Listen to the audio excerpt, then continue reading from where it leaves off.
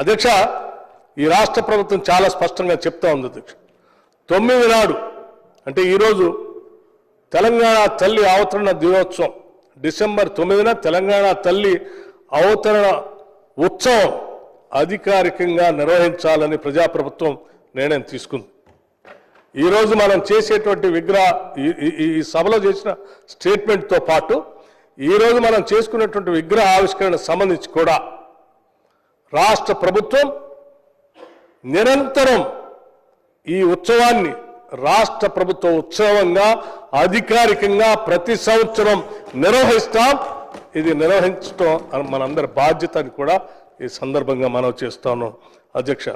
అట్లాగే ఇటువంటి ఉత్సవాన్ని, ఒక రాష్ట్ర ఉత్సవాన్ని అధ్యక్ష, ఏదైనా మనం ప్రతి సందర్భంలో ఆగస్టు 15, జనవరి 26 ఇటువంటి అన్ని కూడా దేశానికి సంబంధించిన పండుగలాగా జరుపుకుంటాం అధ్యక్ష.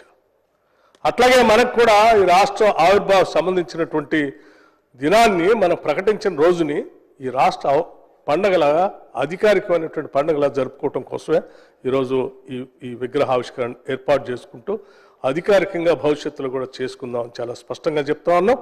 దానికి సంబంధించి అధికారికంగా ఈ చేసుకునేటువంటి రాష్ట్ర పండుగకు సంబంధించి అవసరమైతే గెజెట్ కూడా ఇచ్చేసి ఒకసారి సంబంధించిన అధికారమైనటువంటి లాంఛనాలన్నీ కూడా పూర్తి చేస్తామని చెప్పి గౌరవ ముఖ్యమంత్రి గారు ఇప్పటికే ప్రకటించారు.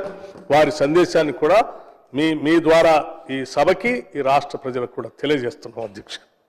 అందుకే మరొకసారి ఇటువంటి గొప్ప ఉన్నతమైనటువంటి ఆలోచనతో కూడినటువంటి అన్ని హంగుల్ని ఇప్పుడే మా మంత్రులంతా చెప్పారు. మా అమ్మను చూస్తున్నట్టుగా ఉంది, మా నాయనమ్మను చూస్తున్నట్టుగా ఉంది, మా ఆడబిడ్డలను చూస్తున్నట్టుగా ఉంది. తల్లి అంటే నిజంగా చూస్తూ ఉంటే చేతులెత్తి దండం పెట్టేంత స్థాయిలో అటువంటి విగ్రహాన్ని అద్భుతంగా తయారు చేసి ఈరోజు మనందరం కోరుకున్నటువంటి ఆకుపచ్చని తెలంగాణకు సంబంధించి ఆకుపచ్చ రంగు, తెలంగాణ ప్రజల భావోద్రేకాలకు సంబంధించి అవసరమైతే రాజ్యహింస పెరిగినప్పుడు, దురహంకారంతో దొరలు రాష్ట్రం మీద అడ్డగోలుగా ప్రవర్తిస్తున్నప్పుడు తిరుగుబాటుకి తెలంగాణ ప్రజలు తిరుగుబాటు చేసినటువంటి వైరాన్ని కూడా పిడికిళ్ళు బిగించి రాజ్యాధికారానికి వ్యతిరేకంగా పోరాటం చేసిన తెలంగాణ ప్రజల మనస్తత్వాన్ని పీఠం కింద అద్భుతంగా దాంట్లో చూపించారు. తెచ్చుకున్న తెలంగాణని, తెలంగాణ తల్లిని చేతుల్లో నిలబెట్టుకొని తల్లిగా మిమ్మల్ని గౌరవిస్తాం అమ్మా అని చెప్పే విధంగా చేతుల్ని ఈ రకంగా చూపించేటువంటి పరిస్థితిని చూపించాం.